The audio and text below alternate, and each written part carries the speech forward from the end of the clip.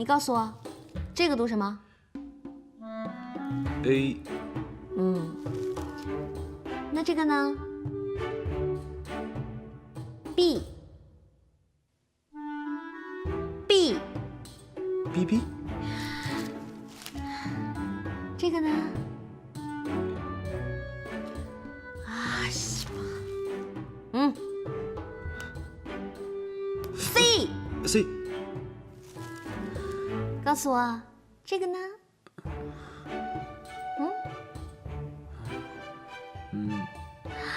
？Love。Love。哎 ，Love。我们偶尔也会有说走就走的旅行。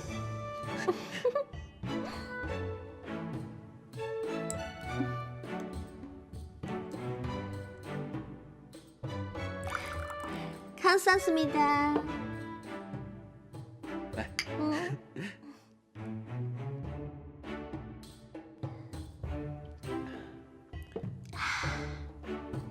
这里的东西啊，果然好吃。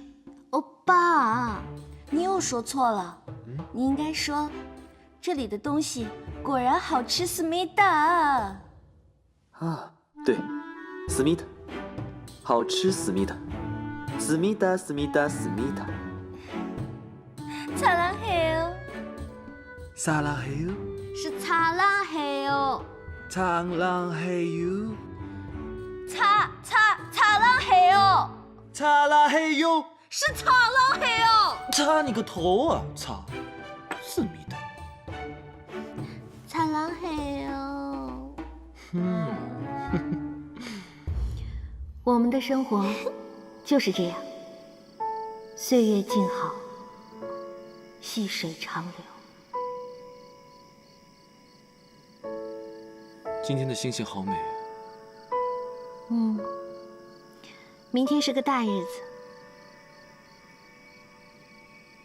今天陪你跳了一天的绳，可把我累坏了。明天我可要好好的睡一觉。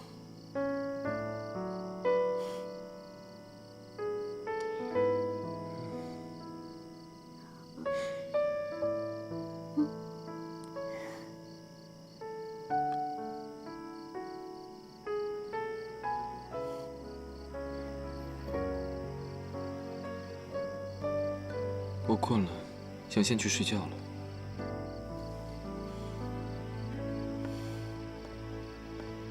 我靠！不会连老娘的生辰八字都忘了吧？啊西！明天是个大日子。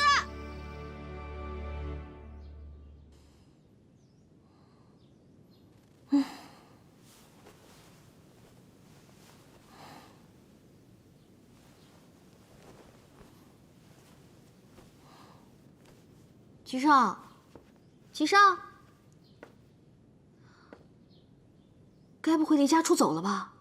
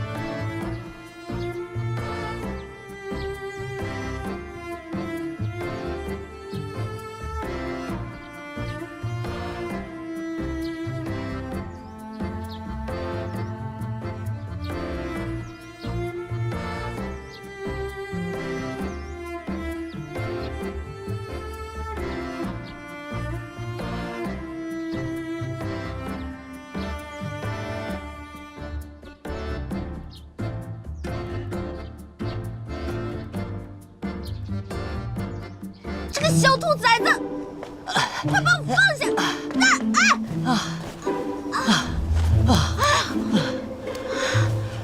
累死我了！看看，危急关头救你于水深火热的，还不得是我？我还没来得及问你呢，你把我扛过来干什么？当然是冒着生命危险救你呢。谁让你来救我了？我哪有什么危险了？对了，我不是让你去找九王给他送信吗？现在齐胜那边怎么还出事儿了？我还没来得及见到九王，就收到了风声，说是齐胜遇刺中毒，皇后您被押到北漠来了。难道九王刺杀成功了？那你知不知道齐胜那边什么情况了？你问我，我也不知道啊，就怕消息是假的，你又被齐胜押了来，一旦你到了他手中，就是凶多吉少了，所以我才把你救出来的呀。哎呀，你脑洞也太大了吧！你哪两只眼睛看见我是被押过来的？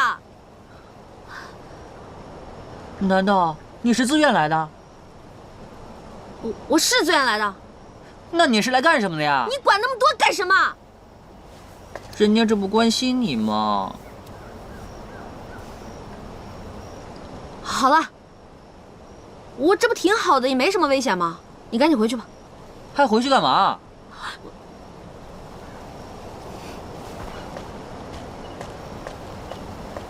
你不会是爱上齐胜了吧？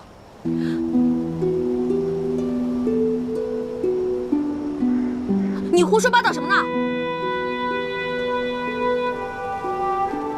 那你在圣都不好好做你的皇后，来这荒郊野岭郊游呢？是啊，我就是有些不放心，顺便过来看看情况。唉，我再也不相信爱情了。本来以为你和九哥可以成为牛郎和织女，嫦娥与猪八戒，梁山伯与祝英台的。唉，好累，感觉不会再爱了。胡说八道什么呢？我告诉你啊，我从来都没有爱上过一个男人，我也不知道爱上一个男人是什么感觉。行了，我们回去吧。我不走。走不走？不走。走不走？不走。走不走？啊！救命啊！我快窒息了！姐姐放过我吧！啊！要死了！要死了！救命啊！啊！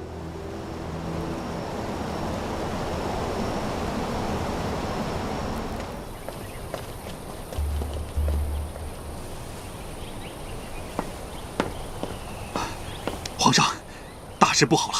皇后在半路被人掳走了。什么？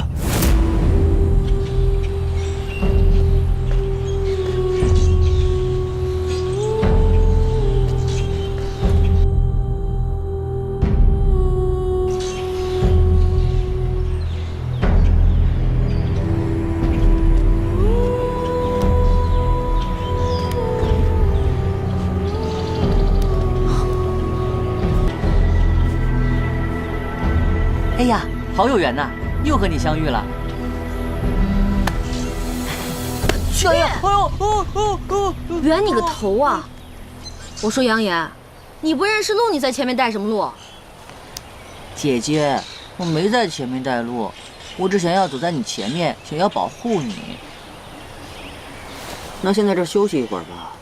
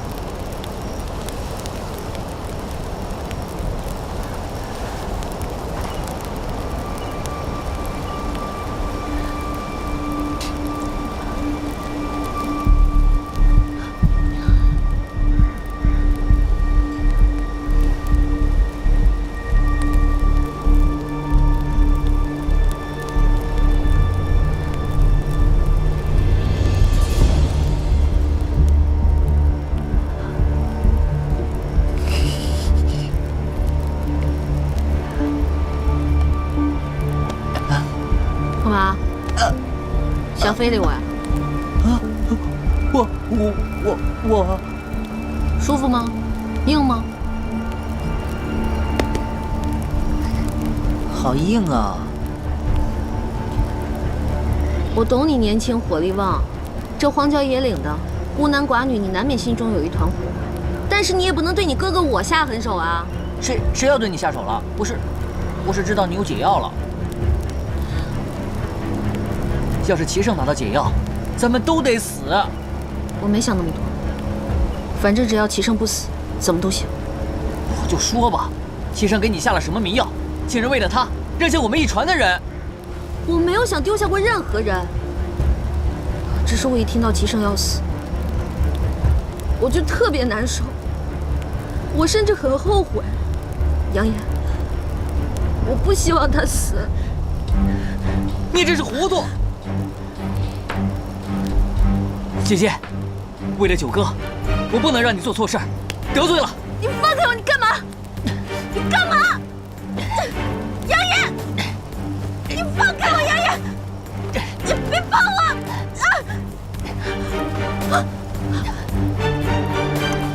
杨言，杨言，你知道你做了什么吗？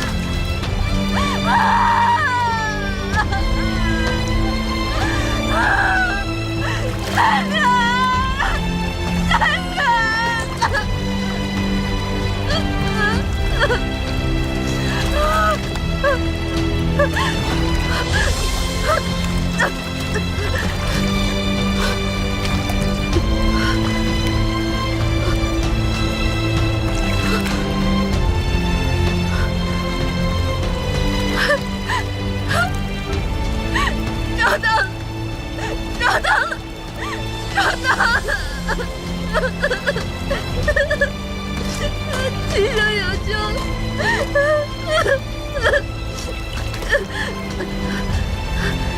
爷爷，拉我一把！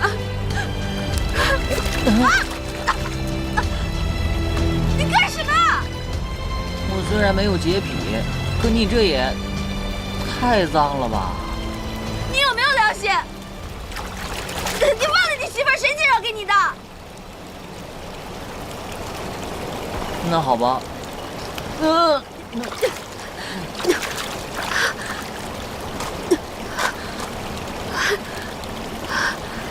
好，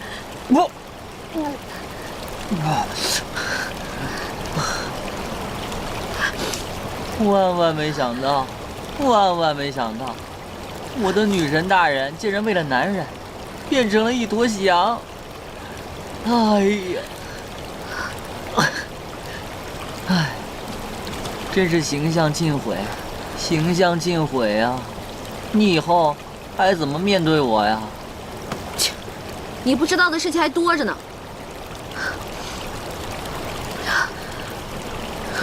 我们走吧。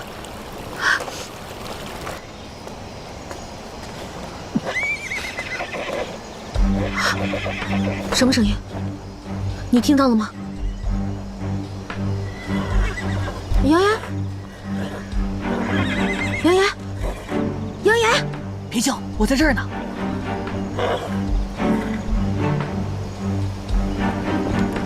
撤！哈！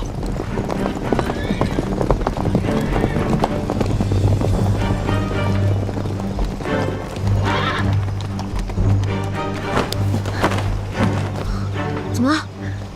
现在我有3件事情要告诉你。说。其一，追兵来了。追兵？我们一路上有追兵吗？在我看来，除了我之外的人都是追兵。其二，带队的人是齐胜。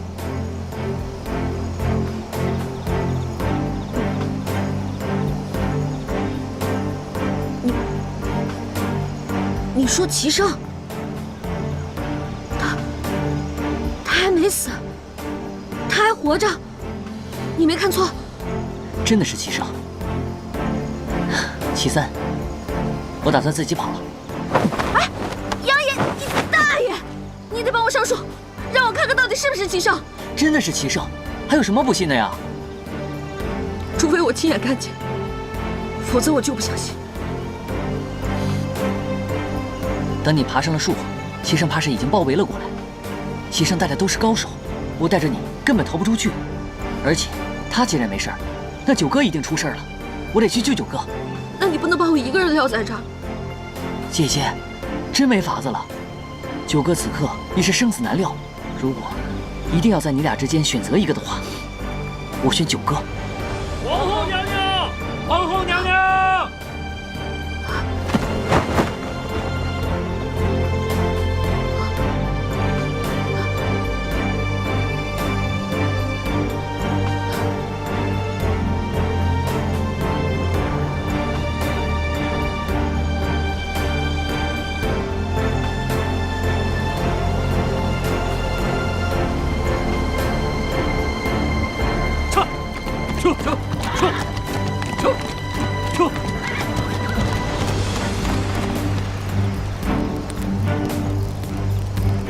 皇上，前方有不明物体。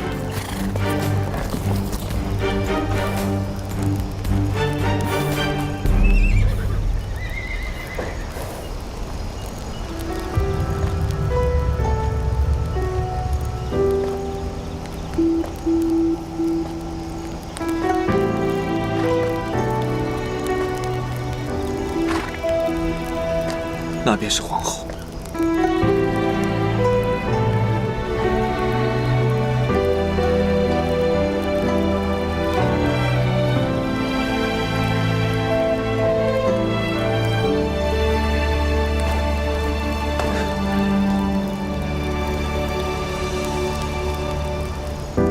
如果红颜并不曾淡薄，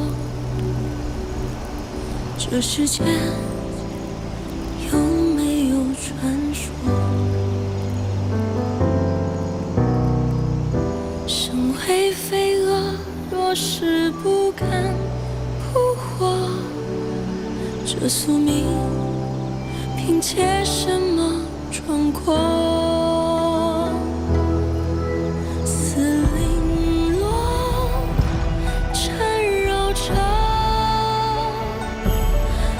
枷锁金装雨过，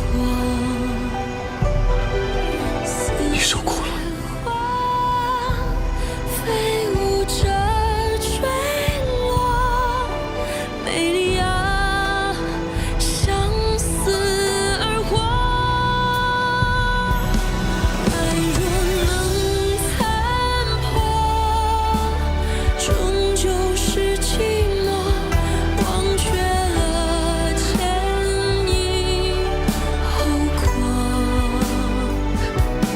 苦守的执着，虚晃的一诺，空耗着青春虚脱。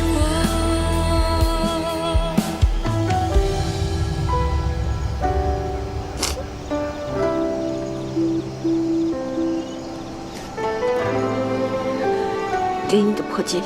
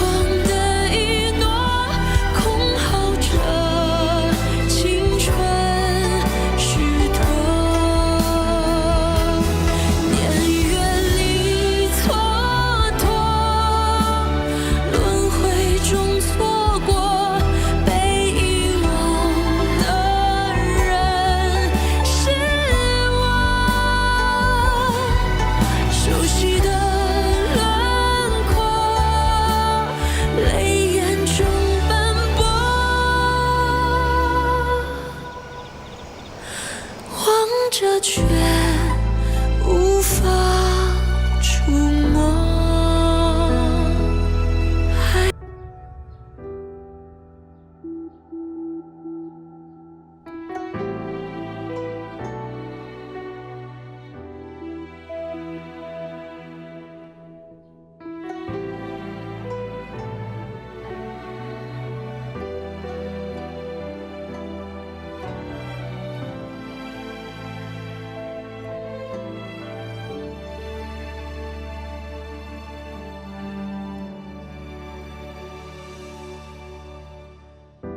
如果红颜命不曾淡薄，这世间有没有传说？身为飞蛾，若是不敢扑火，这宿命凭借什么闯过？丝零落，缠绕着丝枷锁，金装玉裹。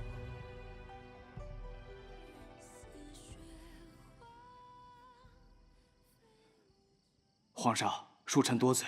您在皇后娘娘身边守了这么些天，也该好好休息休息了，不然身体会吃不消的。皇后娘娘为什么还不醒？回皇上，皇后娘娘因为旅途劳顿，多日未眠，再加上她从未受过这般劳苦，所以需要睡上几日才可清醒。都先下去吧。是。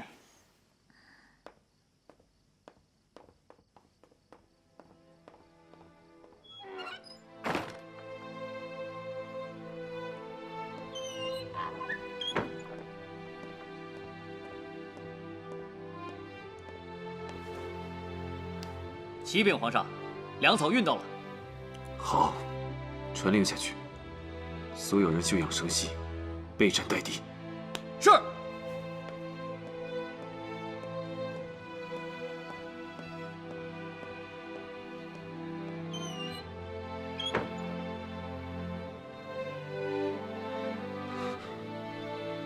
你醒了。我的水。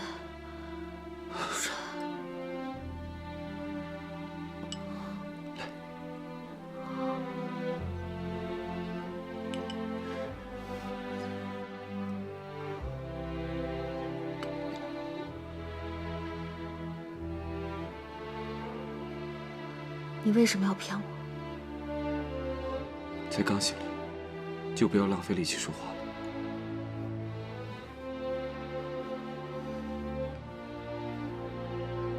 你回答我，你为什么要骗我？难道你希望我死吗？我不希望你死，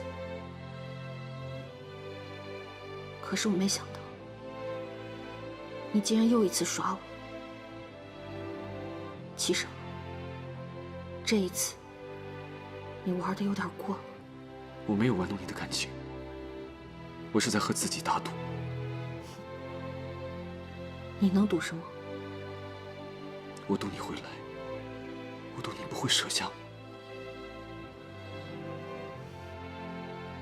凡是赌局，都只是一场游戏，胜负输赢早就是安排好的。越是没有自控能力的人，越会在游戏中无法自拔。你难道不知道这些吗？对你，我的确是失控了，所以我才不得不赌。我屡次三番给你选择的机会，其实都是在和我自己赌。我庆幸，这最后一次，我终究没有失去你。你认为你一直在让我选择，在我看来，你不过是一次次的在玩弄别人的命。你误解我了。我之所以大费周章的给你选择的机会，那都是因为我心里有你。我永远无法做出伤害你的事，更希望你能被我感化。你这种表达感情的方式，我接受不了。过去的事情就让它过去吧。你能来，我就已经心满意足了。今后我不会再骗你了。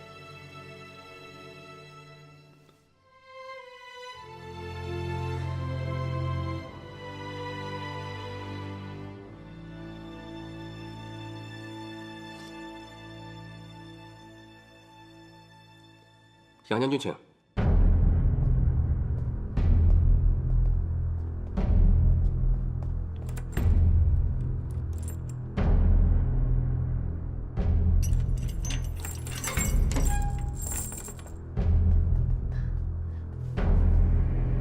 九哥，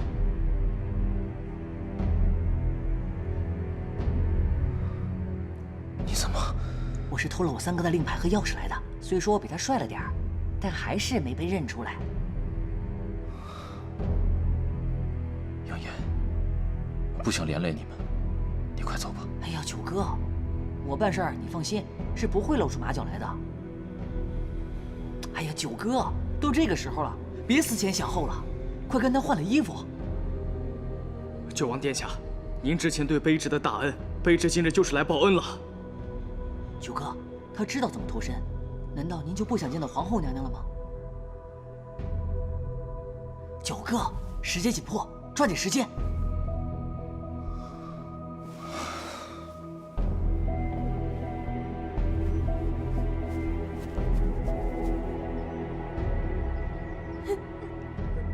娘娘，你怎么还不醒呀？娘娘，您看您都瘦了。娘娘，您赶快起来吧，起来咱们就回宫，奴婢给您做好吃的，好好给您补补。娘娘，您听到我说话了吗？你怎么还不起来？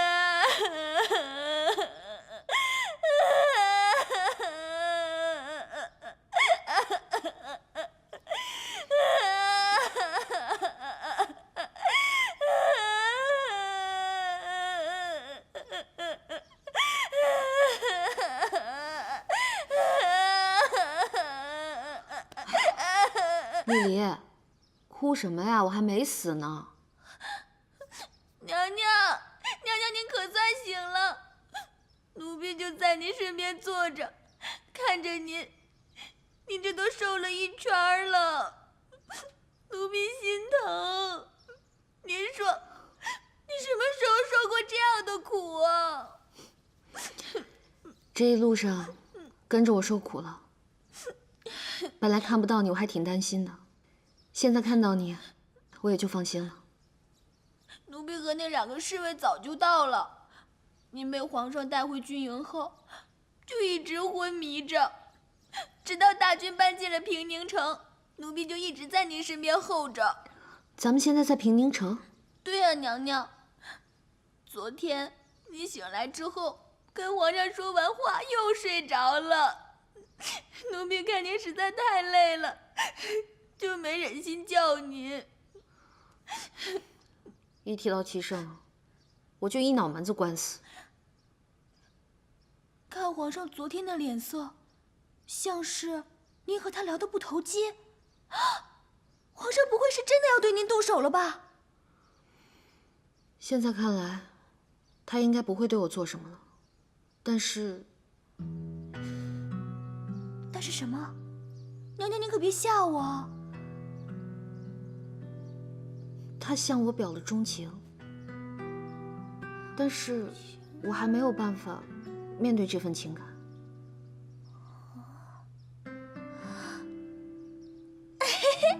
娘娘，皇上对您表钟情，这可是天大的喜事儿啊！什么喜事儿啊？皇上是什么样的人，你不清楚啊？他曾经对我好过，也曾经想要过我的命，我的喜怒哀乐，甚至我的生死，都被他掌控着。我不敢接受一个这样的人。娘娘，皇上现在忙着战事，您又不辞劳苦的来了，就别再跟他置气了。我也没什么可置气的，只是我明白了他对我的心，我反而不知道该怎么面对他了。不知道九王那边怎么样了？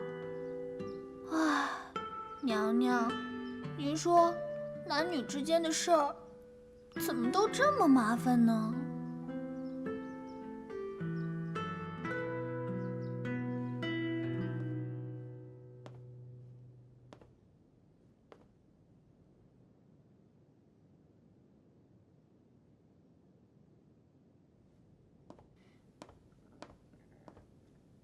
皇上，杨将军，今晨杨素去牢中巡查，发现九王的牢房中空无一人。经臣调查，疑似是臣的逆子杨延和他的狐朋狗友帮九王逃的狱。不过，臣已经派人速速抓捕九王和他的同伙。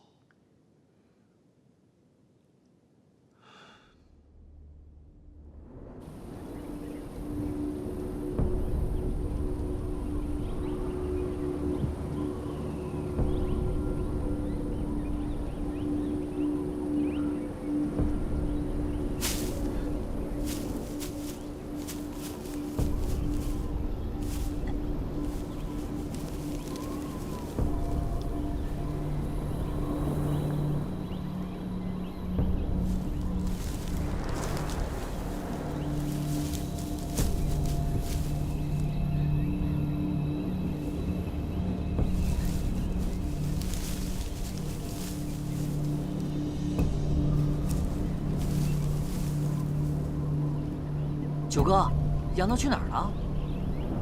走，出去看看。嗯。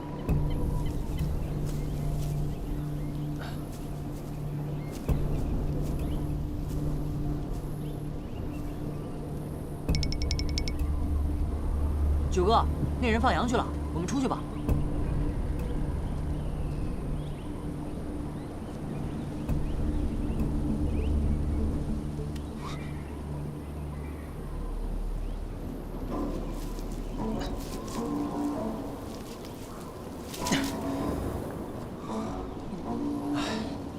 人要是倒起霉来，真是祸不单行啊！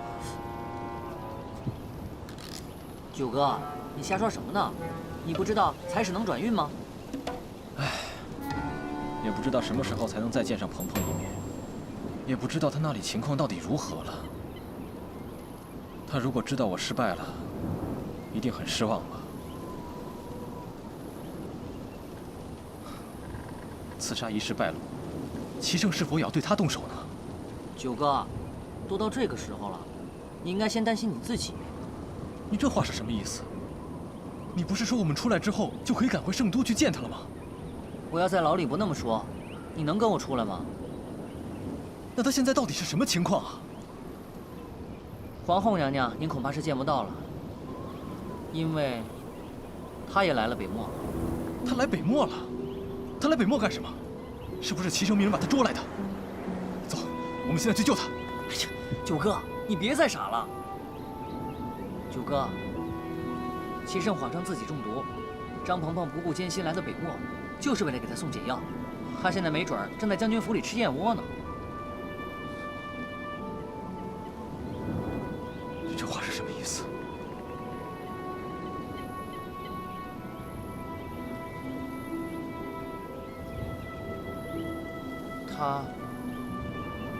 他像是爱上齐胜了。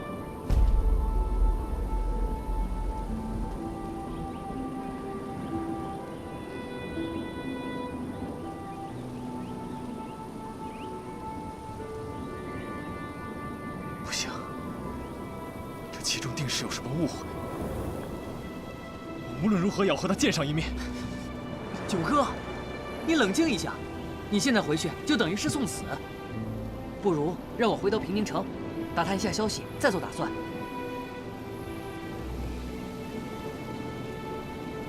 好。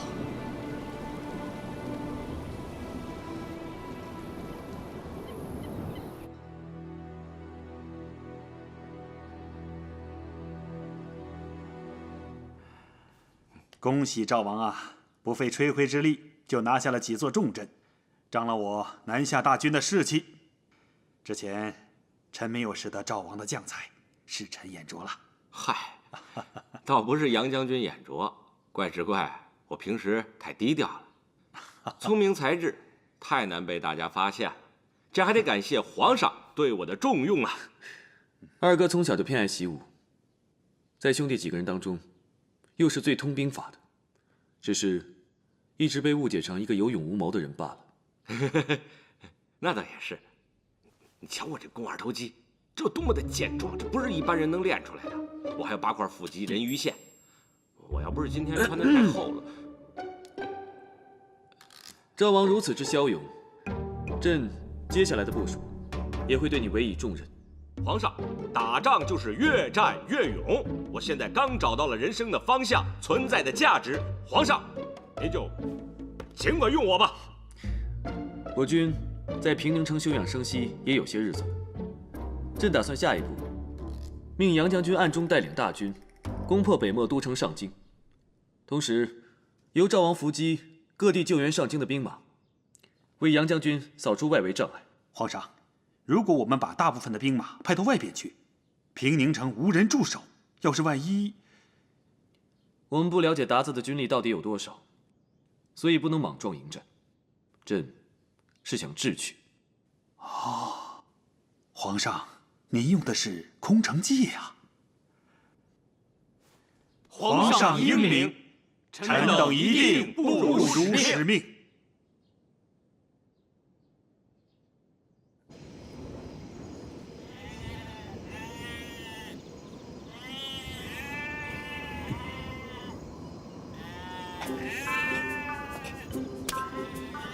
啊！羊屎，新来的羊屎！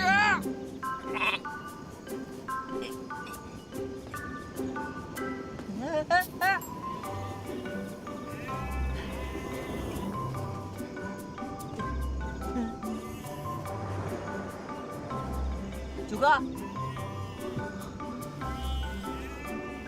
你回来了。九哥，刚才我采了好大一坨羊屎，还是稀的。要我说，待在羊圈里算了，这里的羊粪简直就是奇门绝阵，任凭谁都进不来。你快别说笑了，都打听到什么消息了？先说你想听的吧。皇后娘娘果然在将军府里住着呢。可否有办法安排我与她见一面？现在将军府里重兵把守，虽说我有一身好本事，但是还是进不去。我曾经想过，刺杀计划也许会失败，但即使是失败了，大不了也就是一死。为了鹏鹏，我做这一切都值得。但我心里一直都不踏实，怕他会变心。现在，他果然变了心。九哥，说句实在话，只要你活着，咱们就不是没有机会。一个男人赢得了天下，就等于赢得了所有。我曾经还愚蠢地想过，即使我现在一无所有，我想要的东西也会被我的真诚所打动。九哥，还有一件奇怪的事，我爹和我的哥哥们调集兵马出了平宁城，赵王那儿也在整装待发，不知道是要干什么。齐胜攻于心计，如果我没猜错的话，平宁马上就要变成一座空城了。哦，原来齐胜是在使计。如今看来，只有彻底翻盘，才能夺回我们想要的东西。齐胜会用空城计，我们也给他来一计，借刀杀人。借刀？借谁的刀啊？齐胜的敌人，北漠的鞑子。九哥，你可要想清楚啊！这可是通敌呀！这件事情我一个人去做，你不必牵扯进来。九哥，你这是什么话呀？我这辈子都跟定你了，无论刀山火海，我也跟你一起去。能找到马吗？马倒是没有，不过那边有一头可爱的毛驴。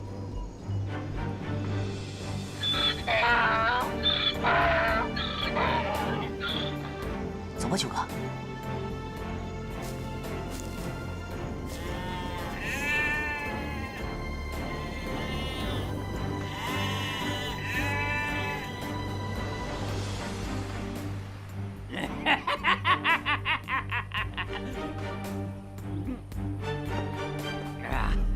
首领，我们抓到了一个南下女人，那女人称自己是皇帝的女人。什么？皇帝的女人？你带进来，带进来。是。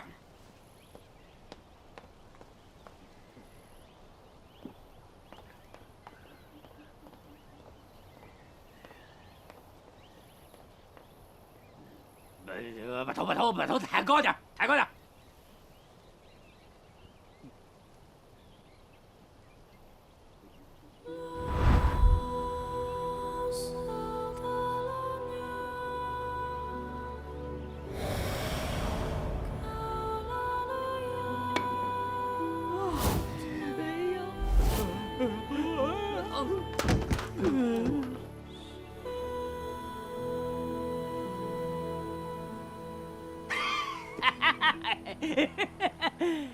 你真是南下皇帝的女人？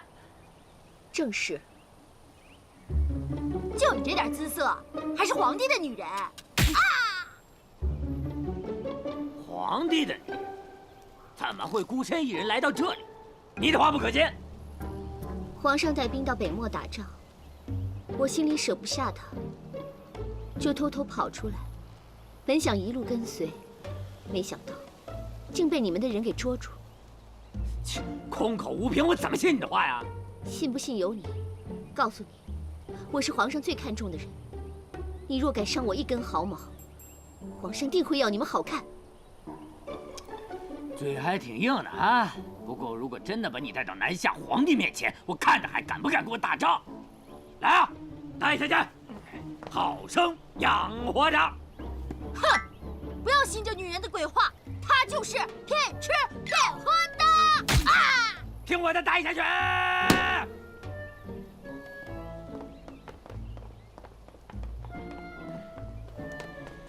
首领，有个自称南下王爷的人求见。这南下人什么情况啊？啊！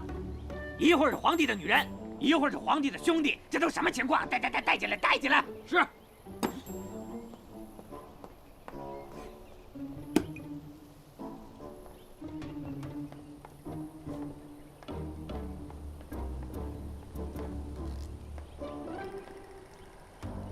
这位奇怪的兄弟，你们首领呢？在这儿呢。哎呀！我就是北漠的首领。你们谁是南下的王爷？在下就是南下来的九王爷。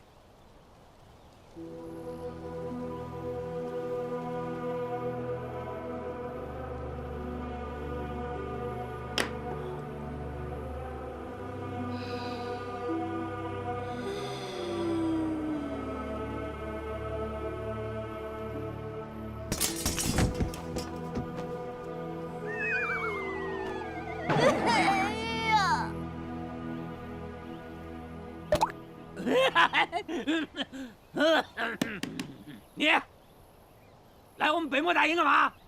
我是来帮你们的，有些事情，我猜你应该是想知道的。啊？什么事儿啊？说来听听。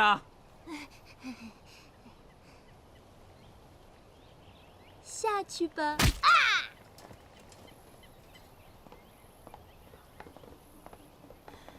努曼迪。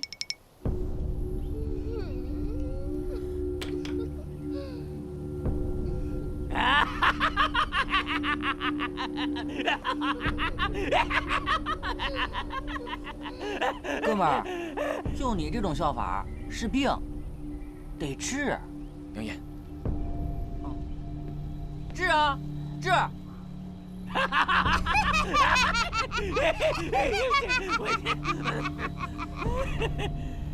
如今齐生已经把大部分的兵马都聚集在了北漠都城上京，平宁城已经成了一座空城，没有什么兵驻守了。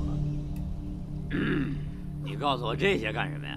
我怎么知道这是不是你们的圈套啊？你现在上京救援已经来不及了。如果你相信我所说的话，就应该集中兵力攻打平宁城。南下的皇帝就在那座空城里，拿下了平宁，灭了御驾出征的皇帝，那成功就唾手可得了。说的倒是挺有道理，但我凭什么相信你啊？我的身份难道还不足以说明我的来意吗？我不甘心臣服于齐圣，南下的皇帝他做的，我为何做不得？这么说，你是想借助我北漠的力量，灭掉你南下的皇帝，好助你登基？你照我说的去做，于你于我都有好处。这共赢的局面，我相信你是不会错过的。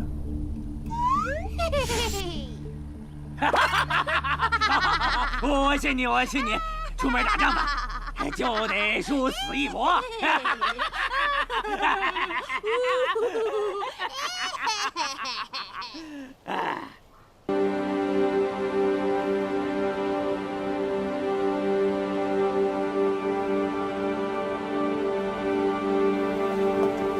皇上，皇上，皇上！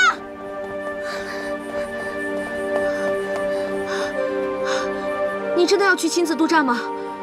没有人比朕更合适了。可是你是皇上，万一有什么闪失……喂，我是怕你有危险。平宁城快不保了，唯有朕亲自督战，才有希望。那你带我一起去吗？万一有什么闪失，我们还可以互相照应着。你别开玩笑了，快回去。就让我跟你一起去吗？杨素，你在将军府看着娘娘，要寸步不离地保护她，不准她出将军府一步。万一城破，你要护送娘娘安全离开。遵命。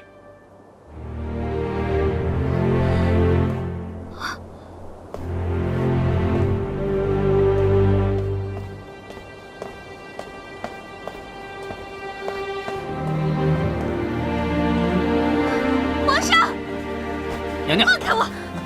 皇上，娘娘，齐圣。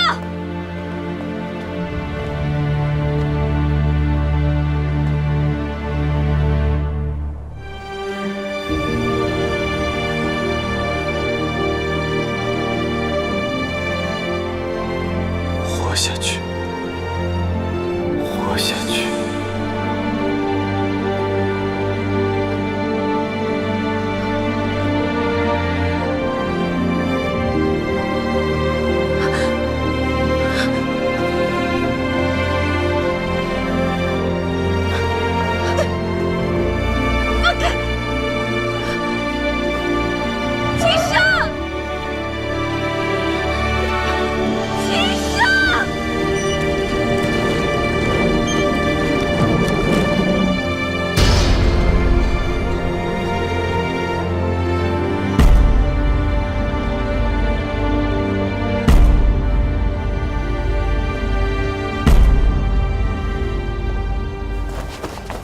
娘娘，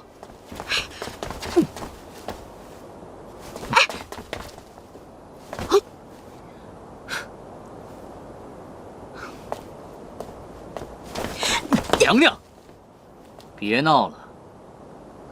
李贵相，我怎么看你这么眼熟呢？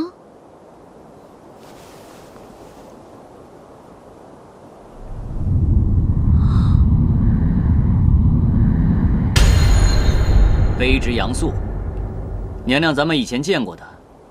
我是杨玉第3个儿子，旁人都说我与4弟杨炎长得十分相似。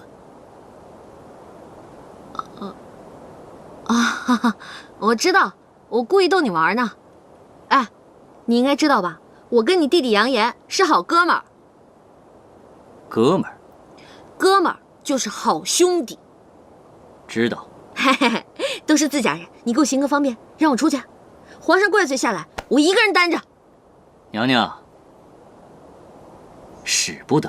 嘿，我说你们这兄弟俩，一个严一个肃，倒是该严肃的不严肃，不该严肃的瞎正经。我告诉你，今天我非出去不可。娘娘，哎呀，谁敢拦我？要杀要剐随便你，只要卑职活着，就不能让你出这个门。你让不让我出去？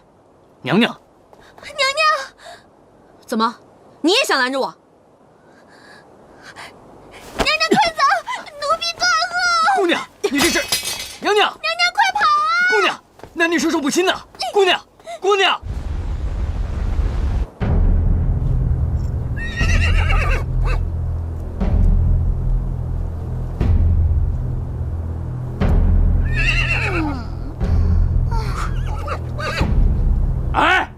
蛮子皇帝，有本事出来，别躲躲藏藏的！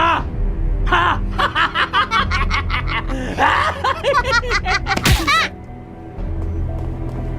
皇上，不好了！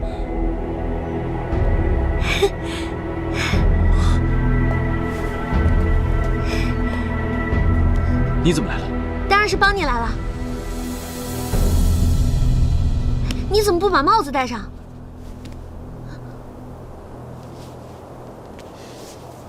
还真是你想办的事，就没有你办不到的。既然来了，就好生待着吧。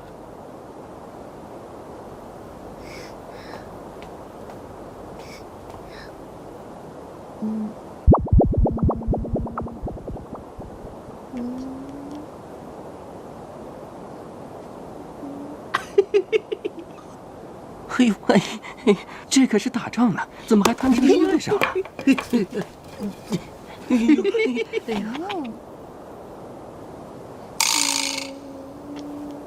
不堪入目啊，非礼勿视啊！哎，我是不是太主动了？你不一直都这么主动吗？俗话说，秀恩爱死得快，希望这句话今天不要应验了。一会儿我会尽量照应着你，你自己也要小心些。拉着人家。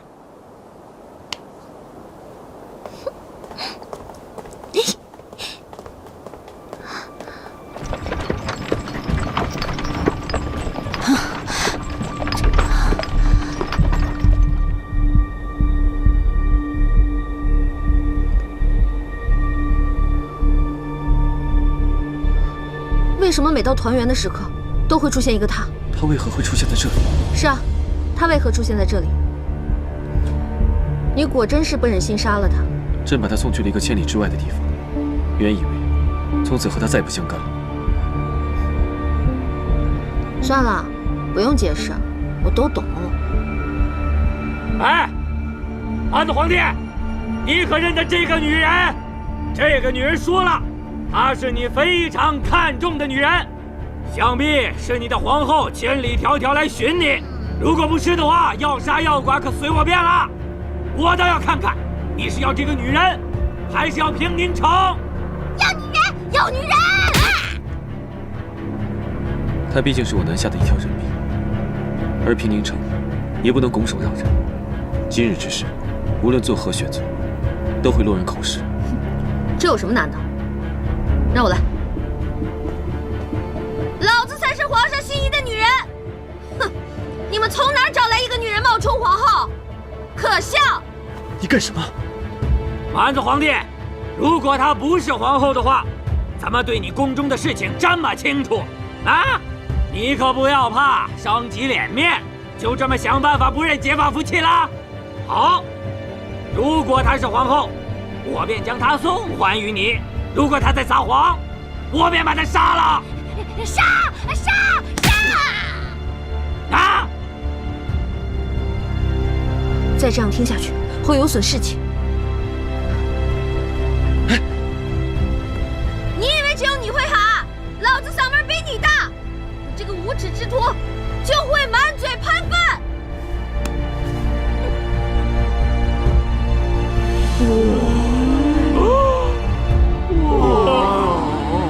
这才是漂亮的女人！我才是漂亮的女人！我这个皇后才是皇上的女人。你竟然敢找人来假扮，你不要脸！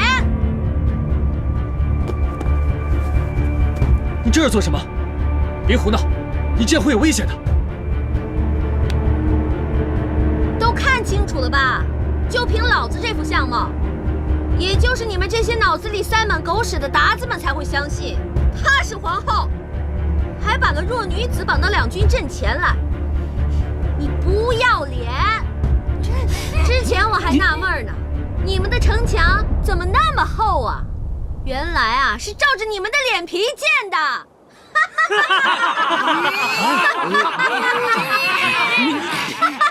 你别说了，你这个女人嘴尖舌利，言行粗鲁，哪有一国皇后的仪态？分明就是假扮的。找南蛮子皇帝跟我说话，找个女人冲锋陷阵，算是怎么回事啊？算是怎么回事啊？对付你们这些鞑子，我们南下的女人就可以轻松应对，何必劳烦皇上？哥们儿还行吧？你们欺人太甚了，给我放监！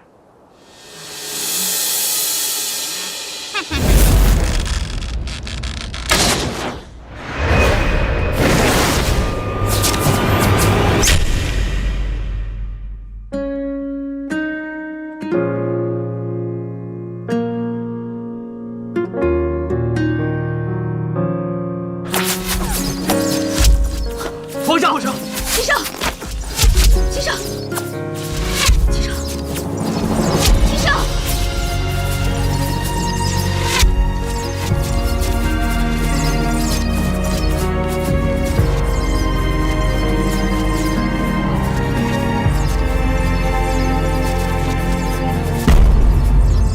齐胜！皇上！南蛮的皇帝中箭了！弟兄们，给我杀进去！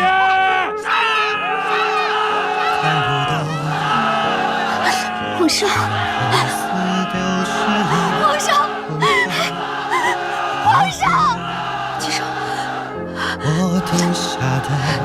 现在谁在指挥？已经乱了。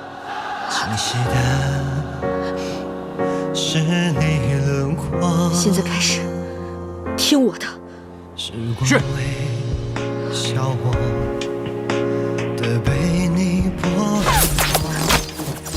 娘娘，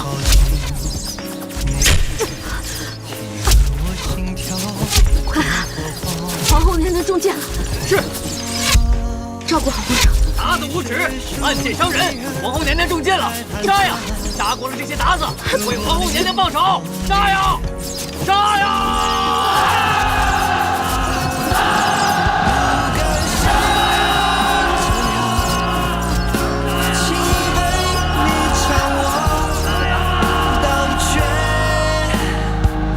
天下我已脱手可得，发现没有你。快，护送皇上和娘娘速回将军府。发现我愧不成我，反复被命运，还是无法挣脱，连痛。怎么样了？娘娘，皇上虽未伤及要害之处，但剑尖离脏腑仅有2寸，只能在剑拔出之后，方可知道皇上能否安然无恙。你这是废话！太无可奈何，让我别为难他了。你醒了？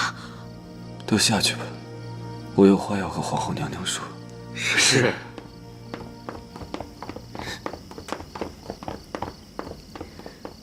方才我虽是昏迷着，但意识还算清醒。鹏鹏，你的伤怎么样了？你别担心我了，你有什么话要跟我说？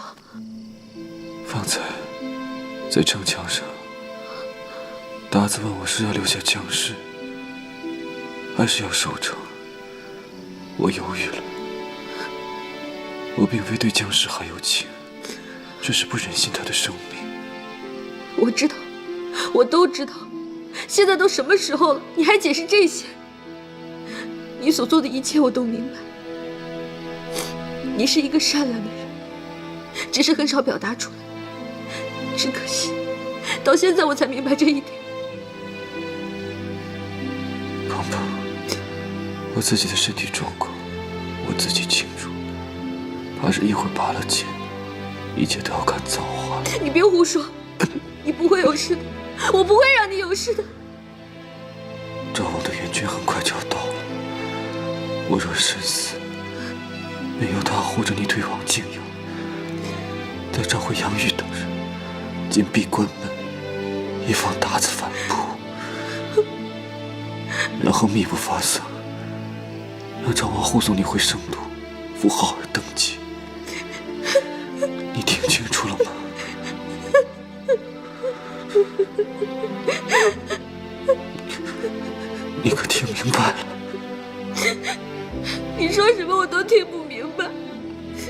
你说的每一句话我都听不懂，你说的每一句我都记不住。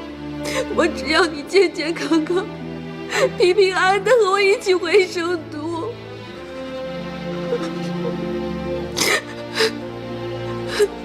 城墙之上，你已经证明了我没有看错人。你很冷静，我知道，就算我活不过去了，你也能带着好人好好的。我没你想的那么坚强，我再也不想坚强了。我要你活着。别哭，哭了就不好看了。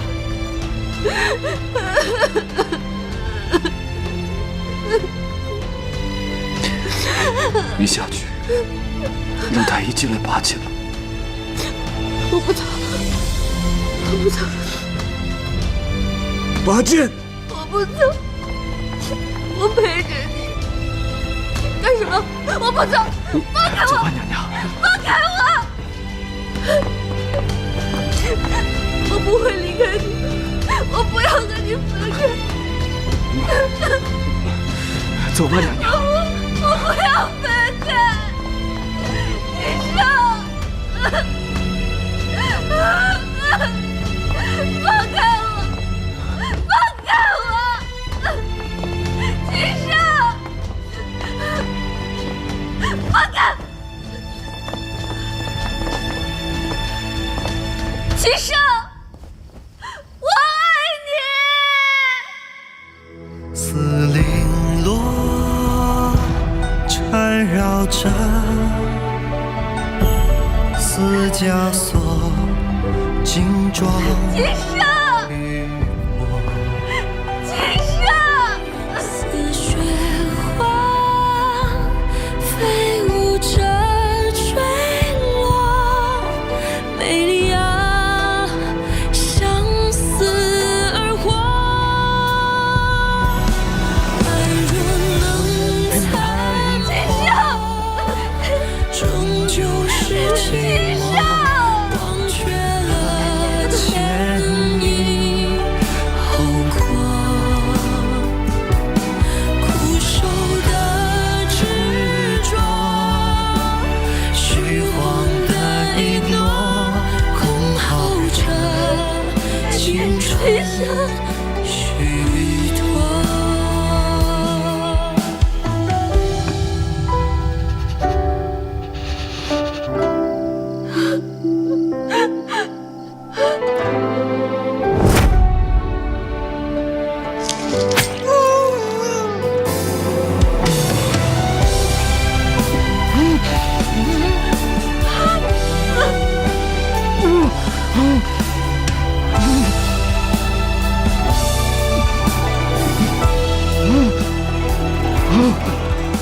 这是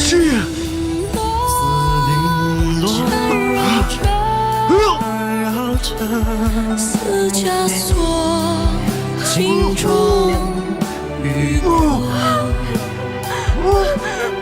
似雪花飞舞着坠落，美丽啊，相思而活。娘娘，娘娘，娘娘，娘娘。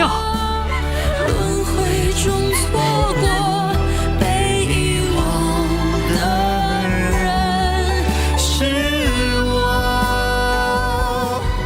熟悉的轮廓，泪眼中斑驳。齐生，齐生。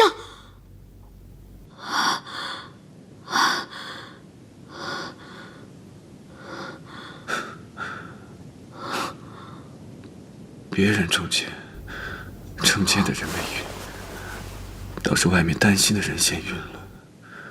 鹏鹏，赵王回来了，平宁解围了。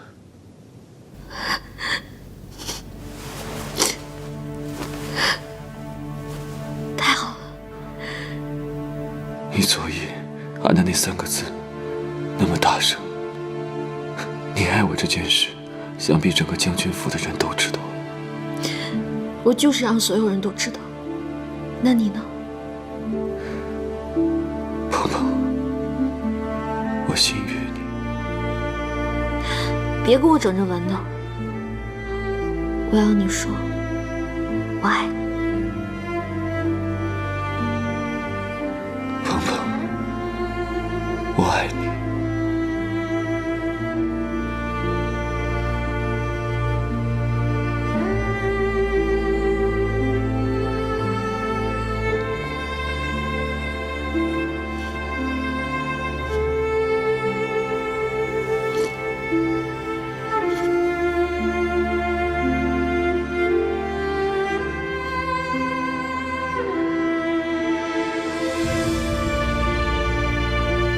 你的伤还疼吗？有你在我就好多了。皇上，娘娘，赵王，快请坐。哎，哇，赵王今天看起来好 man 哦。哎 ，man 是什么 ？man 就是形容你强壮、有力量，充满了男性激素。哎，那是。之前啊，大家都觉得我是一个大怂蛋。谁知道我一踏入疆场以后，简直就一发不可收拾，所向披靡，人挡杀人，佛挡杀佛，我自己都不敢相信。然后我的手下们还给我取了个外号，叫做“北漠杀神”。北漠杀神？你确定是北漠杀神，不是北漠杀星？太好玩了。Sorry, darling. Very, very sorry, honey.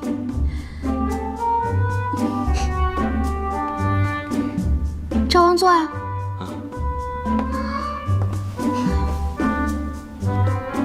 这次多亏了赵王提前2日赶回平宁，平宁城才得以解围。赵王立下了汗马功劳，等回去以后，朕一定要对他大加封赏。嗨，多大点事儿啊！只要皇上和娘娘安好，一切都没问题。还有一件事情，来，请坐。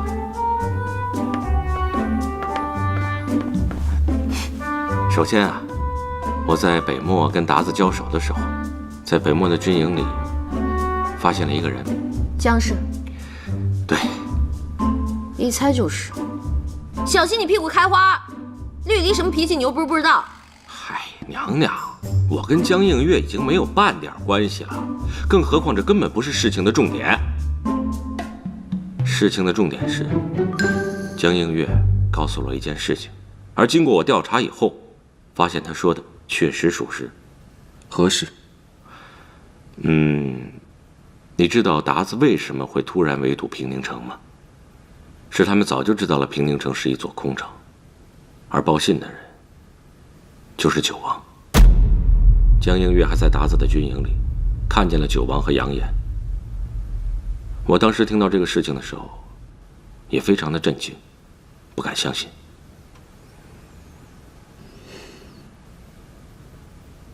原本他犯了弑君之罪，朕并不一定会杀他。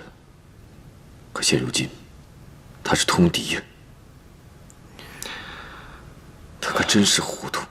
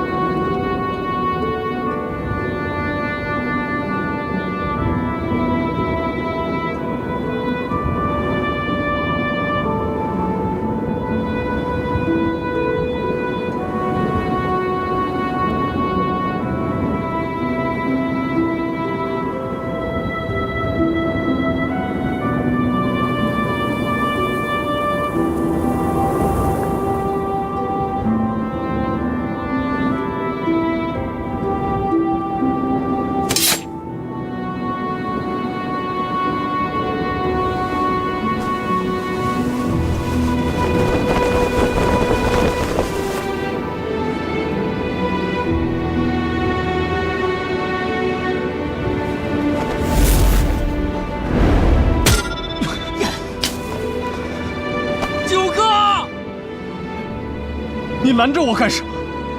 如今北漠气数已尽，大势已去，天都不助我，我的希望已经破灭了。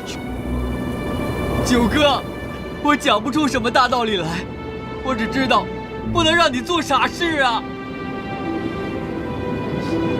以前你劝我觉得是为了张鹏鹏，还能咬牙挺过去。但现在，我所有的希望都破灭了，我活着还有什么意义？九哥，天大地大，哪怕流落四方，我也愿意一心跟随。倘若你要死的话，那就先把我给杀了吧。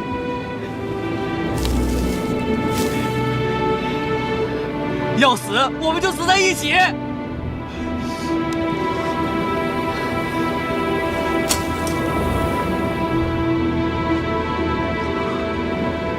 在这个世界上，唯一没有负我的人只有你。可是现在，我竟不知道该怎么回报你。九哥，你要是真兄弟的话，你就听我的，别做傻事。九哥！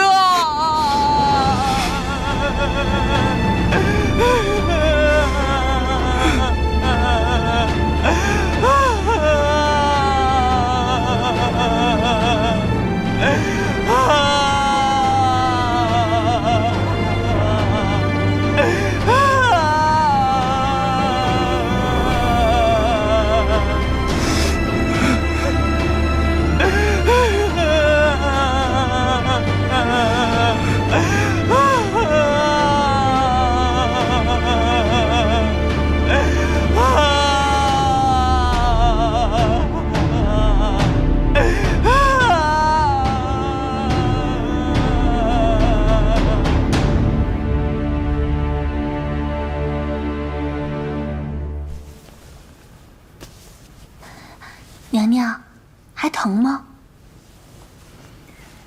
我怎么也没想到，九王会走到绝路上去。您说江映月说的能牢靠吗？赵王已经调查证实了。怎么，你因为赵王救了他不高兴啊？娘娘，奴婢早就不会因为江映月的事情再跟赵王置气了。跟了您这么久，大度明事理，也跟着学了不少。再说了，赵王敢救他，说明赵王心里坦荡，奴婢信他。赵王是个重情义、明事理的人，他表面上像个傻白甜，实际上他这个人啊，大智若愚，我们谁都比不上他。奴婢是瞎猫碰上了死耗子，遇上了他。九王能做出通敌这样的事儿，我真是想不明白。平宁城被困，就意味着我性命会不保。看来九王当时也是狠心舍下了我。娘娘，赵王有一句话算是说对了，只有皇上才是您最牢靠的倚仗。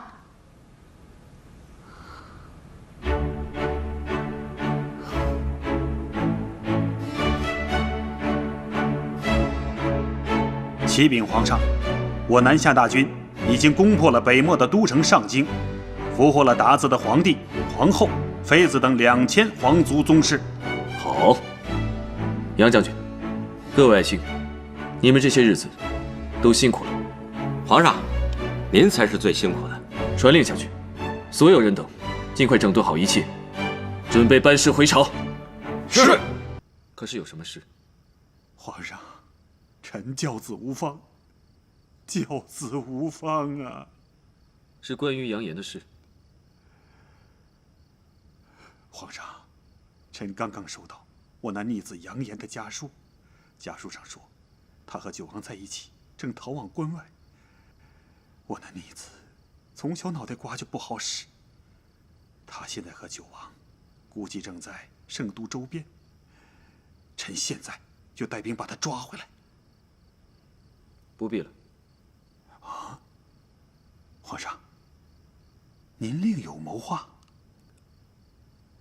该如何处置九王和杨言，这也不是没有想过，只是还没有想好。皇上，您有何疑虑？九王和杨延现在还未归案，若是他们被抓到了，朝中大臣一定会上书，要求将他们处死。可是皇祖母年岁已大，再加上杨将军你，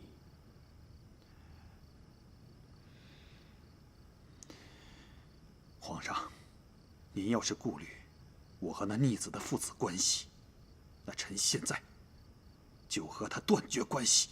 不只是你，包括杨家的祖辈，都对南下有恩，战功显赫。若是处死他们，怕是会伤了很多人的心。如今他们在外逃亡，不再回圣都，也不会再威胁到朝廷，如此倒甚好。就任凭他们自生自灭吧。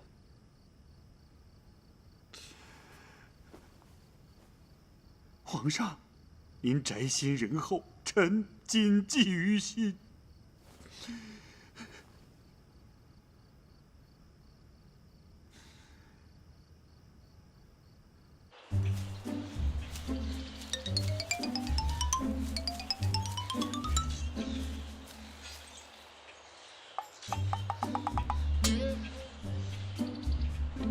九哥，等到了下一个村子，我就把我的刀给卖了，这样我们就能吃一顿饱饭了。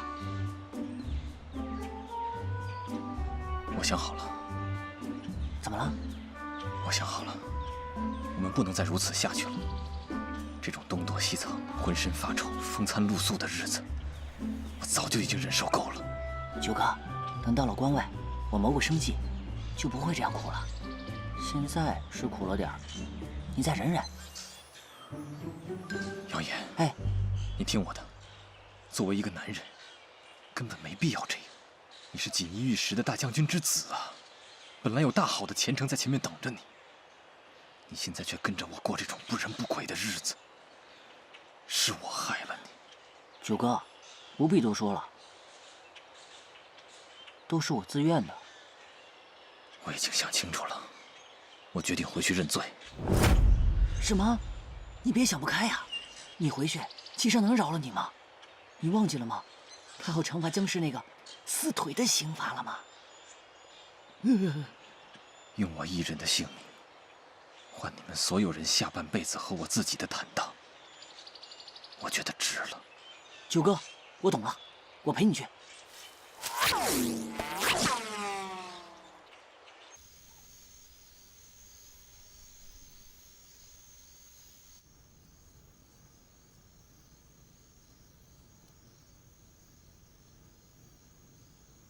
娘娘，您在想什么呢？这么入神。我一想到九王，心里就不是滋味。娘娘，您不会还是对他……我对他早就没什么想法了。我也告诉自己，不要再想这件事。但我一想到九王他曾经救过我的命，而这一切都是因我而起，我就觉得良心不安。娘娘，九王现在音信全无，我们就盼他一切安好吧。也许没有消息，就是好消息。无论如何，我希望他还能活着。活着，比什么都强。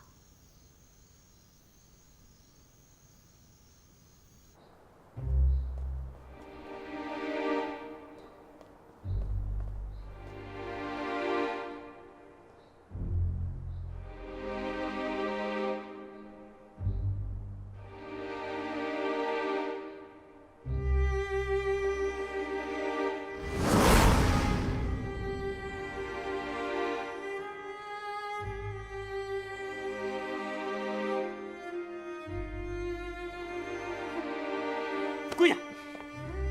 免了，把他们的手铐都解开吧。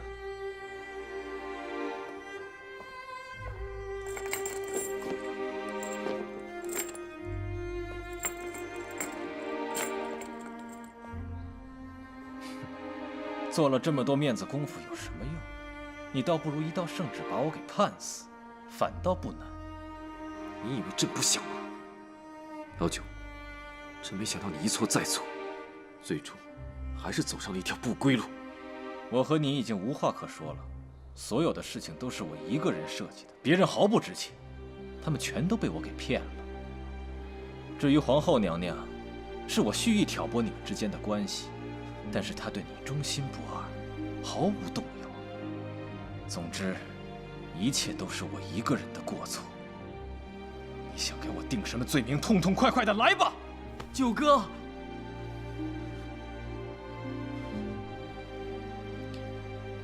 他们都压下去。是。走。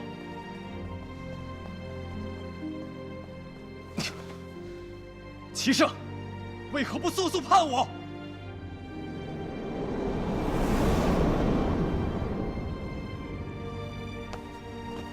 走，走。齐胜，齐胜，齐胜！皇上，皇上，太医，太医，皇上！他们两个回来自首了。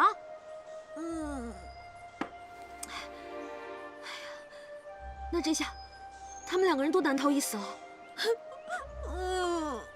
丽丽，备上好吃的，我要去见杨言。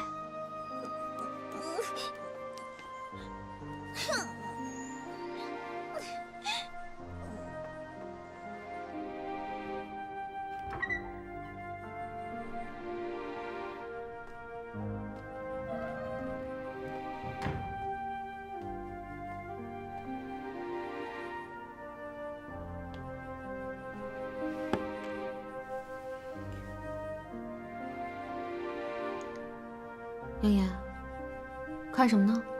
都磨着了。我看蚂蚁搬家呢。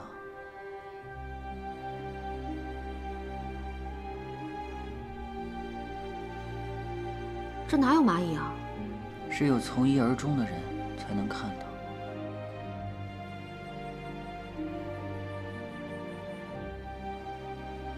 是啊，就连蚂蚁都知道挪挪窝。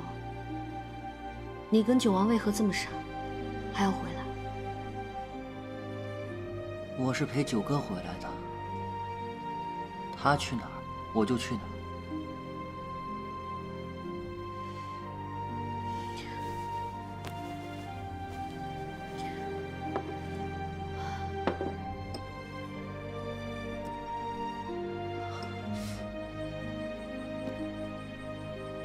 红烧肉、酱猪蹄儿，这都是我最爱的。慢点吃，慢点吃。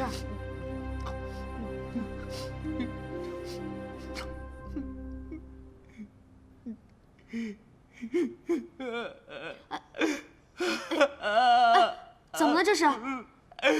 是不是好久没吃到这么好的饭菜了啊？姐姐，你给我送这些好吃的，你是不是要送我上路啊？你瞎说什么呢？我是看你在这种地方吃不到好吃的，才给你送过来的。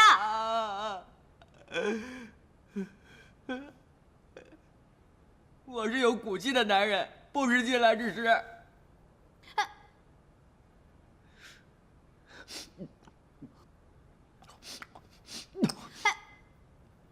你个没良心的！我好心过来给你送吃的，你还跟我玩起不领情来了。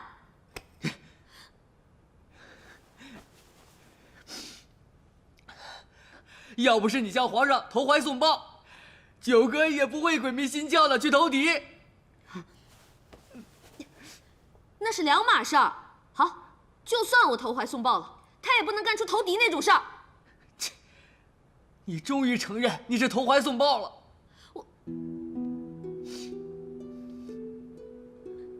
那他就没想过，如果达斯攻陷了平宁城，而我就在平宁城里面，我里外都是死路一条，他就没考虑过我的感受吗？那时候，九哥得知大势已去，我的父亲投靠了齐胜，赵王叛变，连你也变心了。你们都跟着齐胜，九哥他一无所有了，他只有一腔愤恨，只想杀了齐胜，赢了齐胜。喂，赢了齐胜又如何？为了赢，他就能做出通敌那种事儿吗？他做这一切都是为了你呀！他得知你变心以后，就有了破釜沉舟的想法。他心里的那些苦，你作为一个女人，你是不会理解的。是啊，一个女人是没有办法理解和原谅九王的做法的。但是站在一个男人的角度，我是可以理解的。换作是我也会那样做。现在看来，是我愧对于他。姐姐，想必你见到九哥也不是什么难事，你去见见他吧。我还没有做好面对他的准备。来，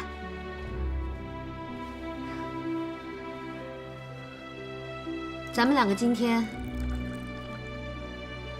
离罪方休。今宵有酒今宵醉，不知我能不能看到明天的太阳呢？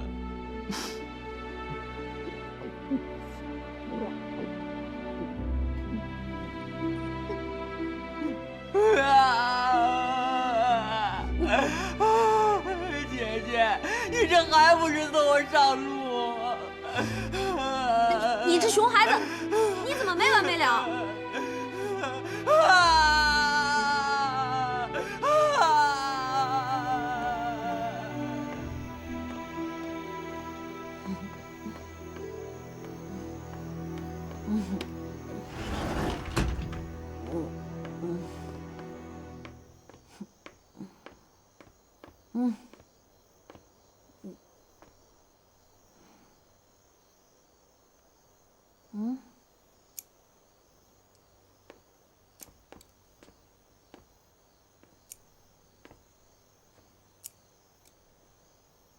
你喝酒了。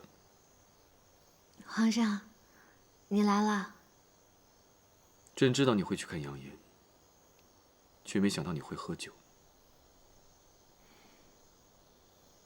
我刚才是私自去看了杨延，皇上要罚就罚我吧，别再给杨延添堵了。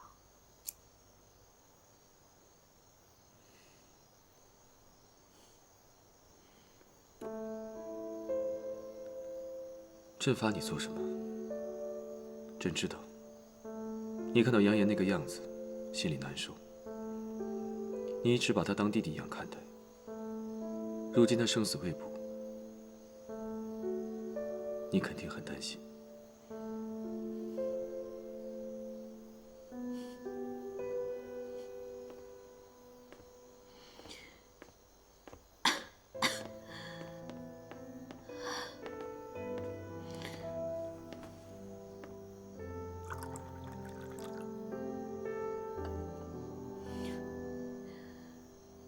今天我看见他那个样子，真的很心疼。但是我知道，这件事我没有理由让你网开一面。说出来，无非就是为难你，也让我自己不好过。你可知道，九王为何会回圣都认罪？他想一个人揽下所有罪责，毫不牵连任何人。一开始，朕也很吃惊，不过后来便理解了。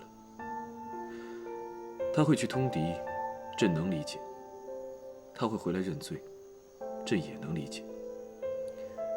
这才是他，这才像他的作风。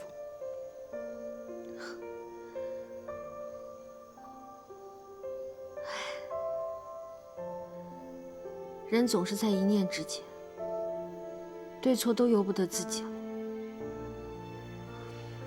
皇上，我希望你相信我，与九王再无其他感情了，只是觉得他不应该这样去死。老九他作为一个男人，一辈子为情而去，可这情本就不属于他。他想夺回王位，可他在关键的时刻又做出了最错的选择，以至于到了今日这般境地，既要怪他自己，也要怪命运不佳。朕和他同为男人，能够理解他的所作所为。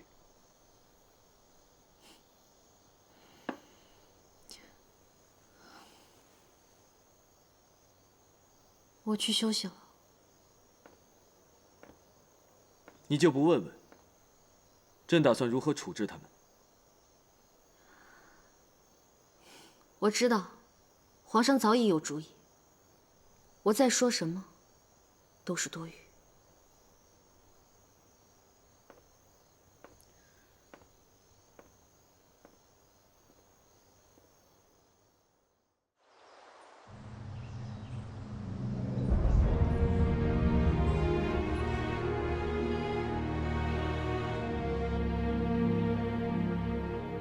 强公公宣旨。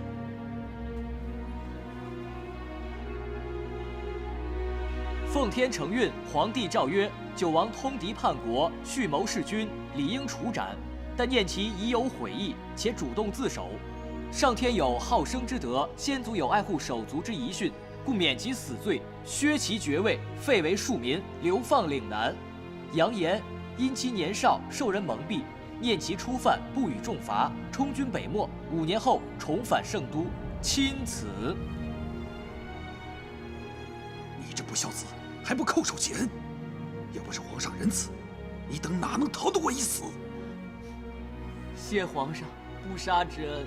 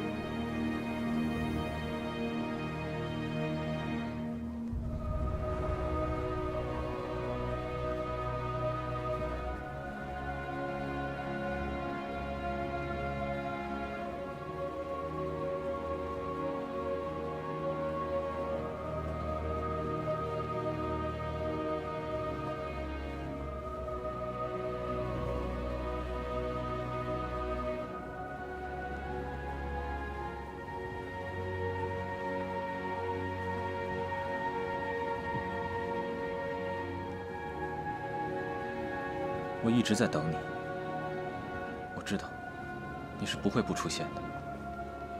我来是要把这个还给你。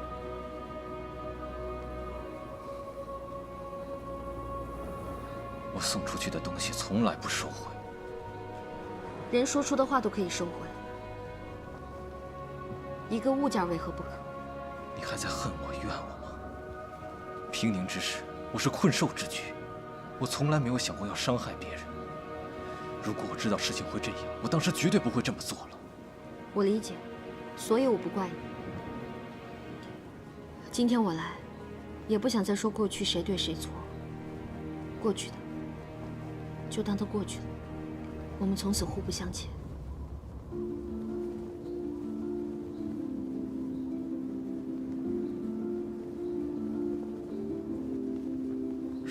娶你的人是我，事情是不是就会变得不一样？要我说，结果是一样的。这世界上有很多东西都是注定的，有些东西属于你，有些东西不属于你。人也一样，绕到哪儿去，是你的就是你的，不是你的强求不来。鹏鹏，从此以后我们可能很难再见面了。皇上这次仁慈，叫你发配岭南，以后也要自己保重。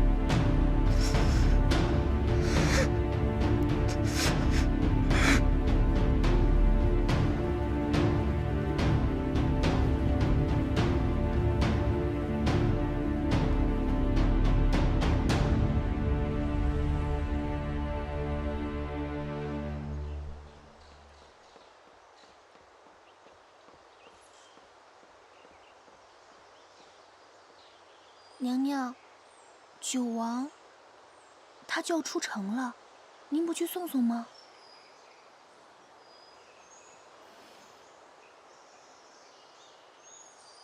这个是他托人让我带给你的，想必是想在走之前见您最后一面。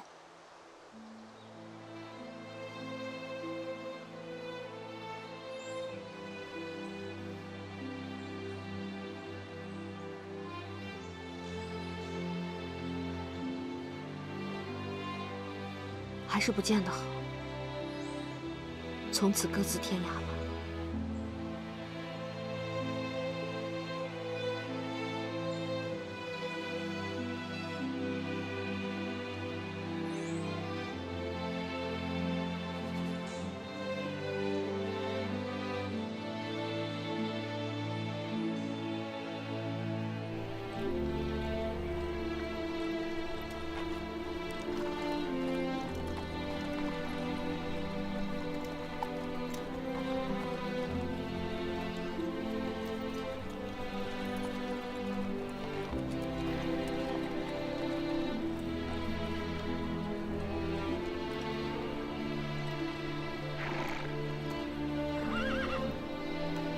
九王殿下，咱们该启程了。要是再迟点儿，卑职也难做了。再等等。这。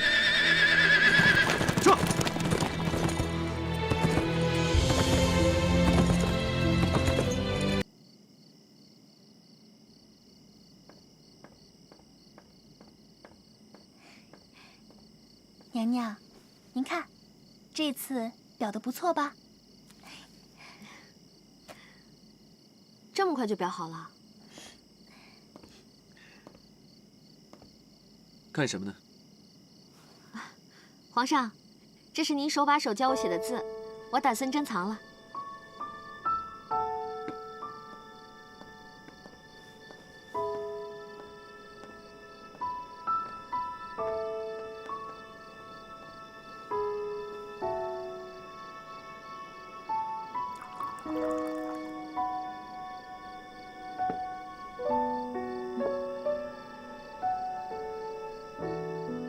你是从何时起对朕有了这种感情的？其实我也说不清楚，但自从你上次离开我，我就发现我已经爱上你了，只是我自己不想相信。后来，你在城墙上面为我挡箭，我才确信你是一个值得信赖的人。你这话，朕听了很是安心，只希望我们两个以后不要再生什么嫌隙。你是皇上，我是皇后，以后我会尽力做到宽容、大度，还有全心全意。我的心只能分给你一半。为什么？我们一路走来，有太多时候我都失去理智。比如说，上次我去北漠给你送解药，万一你是要真的引我过来将我拿下，或许现在我已经小命不保了。所以以后我只有保留一半的心，保持理智，才能更安心、踏实的做一个皇后。我赌上了性命，才换来与你执手。若是只落得一个称职的皇后，那我太亏了。你的整个心，我都要。你说的这话不切实际，我只能踏踏实实的做皇后，因为面对一个皇上的时候，任何人都不能失去理智。难道你不明白吗？我要的不是掌管后宫的皇后，而是与我相互扶持、举案齐眉的妻子。齐少，很多事情不能感情用事。后宫不是你我二人开的，你明白吗？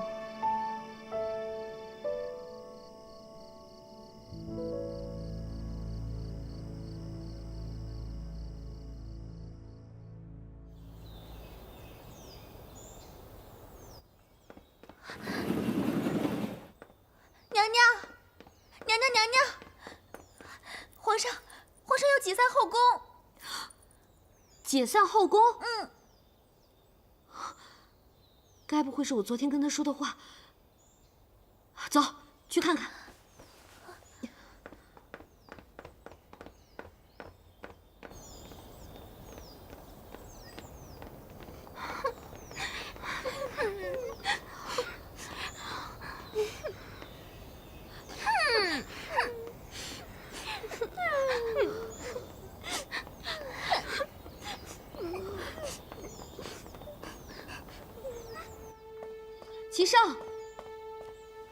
疯了！你为什么要做这种傻事？唯有这样做，才足以表达我对你一心一意的感情。如今的后路，是为你我二人开的了。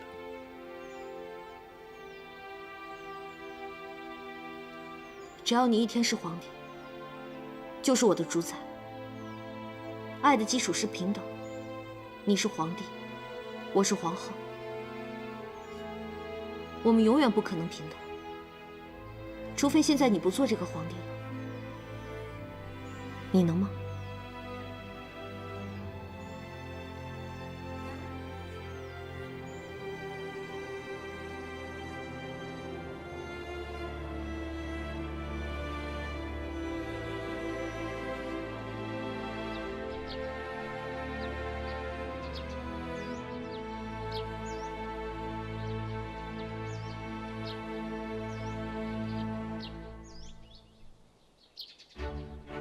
萝卜墩，黑萝卜墩，黑萝卜墩丸，黄萝卜墩，黄萝卜墩，黄萝卜墩，黄萝卜墩丸，紫萝卜墩，紫萝卜墩，紫萝卜墩，紫萝卜墩丸，黑萝卜墩，黑萝卜墩，黑萝卜墩，黑萝卜墩丸，蓝萝卜墩，蓝萝卜墩，蓝萝卜墩，蓝萝卜墩丸，黑萝卜墩，黑萝卜墩，黑萝卜墩，黑萝卜墩丸，红萝卜墩，红萝卜。为什么你只说黑萝卜，不说粉萝卜？我是粉萝卜，因为大家都没说粉萝卜，所以我也没说。不说我就打你！别打呀，别打呀！啊，别跑！小祖宗们！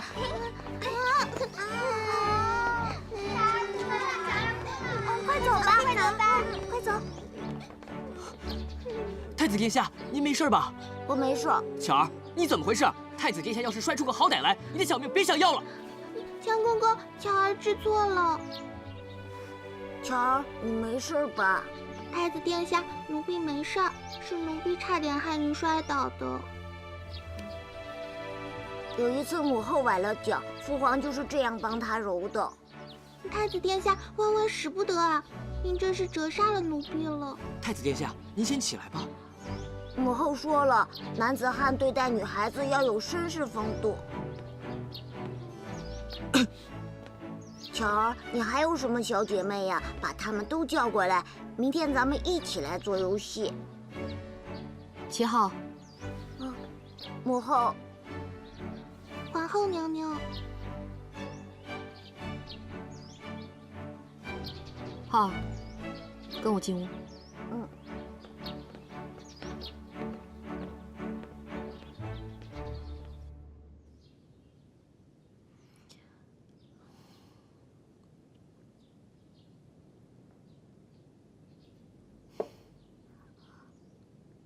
齐浩，儿臣知错了，再也不敢跟小宫女们嬉笑玩耍了。我不是想说这个，我是想说啊，这一切都是基因惹的祸呀。你这点啊，算是随了我了。随您？浩儿，你现在走的这条路，你妈我是再了解不过了。再这么玩下去，是没有好结果的。一个男人就应该像你父皇那样。母后，这些话你都已经说过无数次了。您说过要以学业为重，可是儿臣功课都做完了，不信您过目。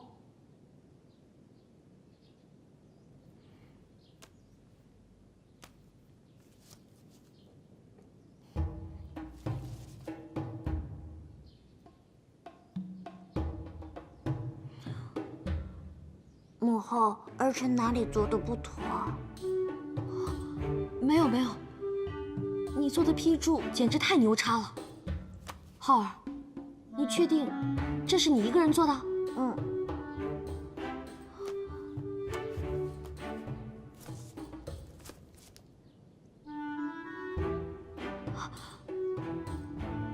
做了多久？早晨送来之后，儿臣2个时辰就批完了。浩儿，就凭你现在的学识、见识，还有思维方式，简直是甩同龄的孩子10条街啊！强公公说了，我和父皇年幼时一样，是天生英才。你呀，真是又像我，又像你父皇。你叫母后如何说你好啊？母后，那儿臣能去玩了吗？去吧去吧。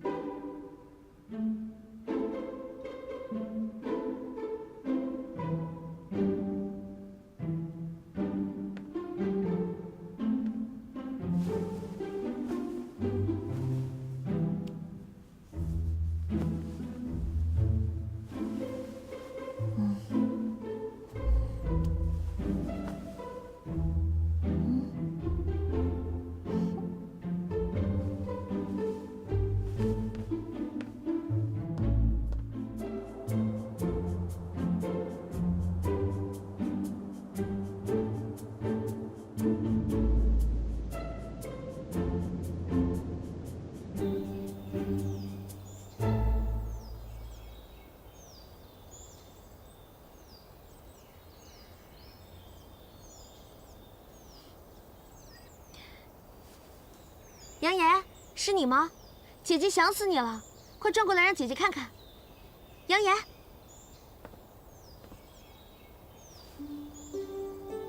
是我。是你？你先解释一下，为什么会猜杨言？难道他以前总做这样的事情？没有没有，绝对没有。因为我觉得只有杨言才会做出这种幼稚、荒唐的事情。幼稚，荒唐。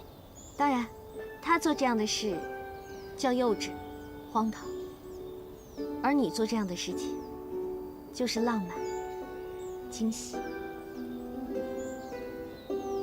张鹏鹏，你过来。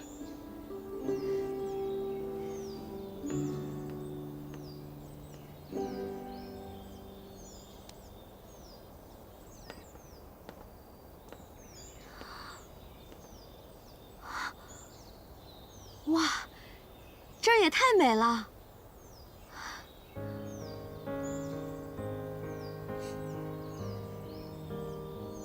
我花了1年的时间找人修建了这座桥，喜欢吗？喜欢，这真不错。咱们要在这儿度假多久啊？咱不回去了。不回去了？你说的话都对，你我2人的确不平等，所以你只会成为一个好的皇后，不可能成为我的妻子。只要你一天是皇帝，你就是我的主宰，而爱的基础是平等。你是皇帝，我是皇后，我们永远都不可能平等，除非你从现在开始不当这个皇帝了。你能吗？那些话不过是我几年前无心说的话，皇上你不用放在心上。5年前，我也是真的无法做到你所说的。我出生于帝王之家，一生下来就肩负了不可推卸的使命，要完成先祖的遗愿，平定安邦，稳固政局。我一直以为我这辈子会成为一个名垂青史的好皇帝，可是当我遇见了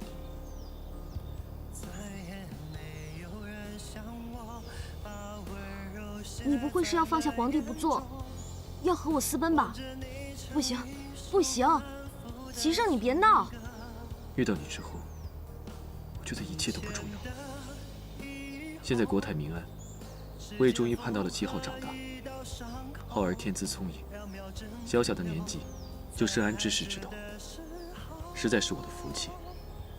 如今我已经安排了心腹会好好辅佐浩儿，我也可以放心的传位给浩儿了。你不需要再有任何犹豫，只要告诉我，你愿意还是不愿意。我当然愿意。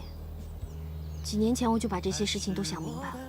我这小半辈子，一直被我这条小命所累，总在为我的身家性命算计来，算计去，从未认真看待过情和爱。但是，从你为我挡箭的那一刻，我突然顿悟了。人啊，一旦心里有了爱，便什么都是复原了。你还记得在福源寺，我曾许下的愿望吗？你当时说了一句我不太能听懂的话。这次来庙里，你想求什么？求我身侧之人，与我所求相同。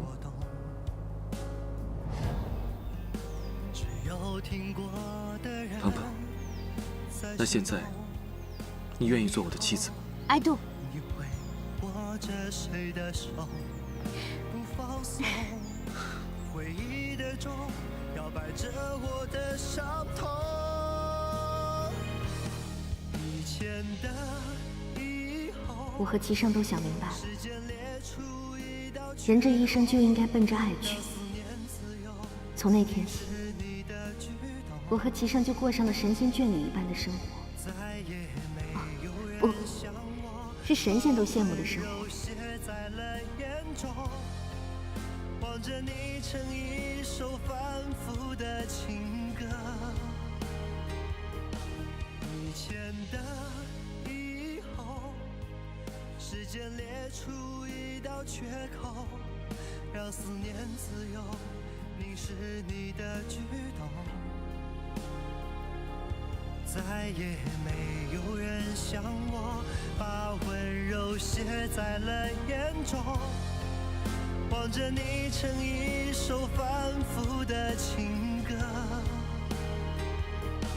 以前的以后，时间缝合一道伤口，2秒钟停留在爱着的时候，再不去计算太多，虚构出我们的时空。一切留在美好的那刻不走，爱是我的被动。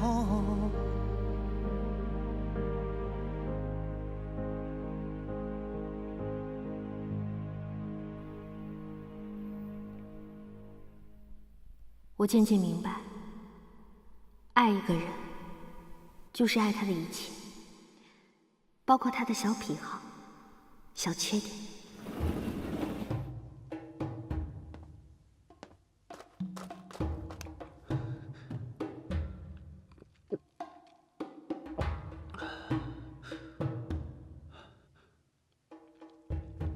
齐胜，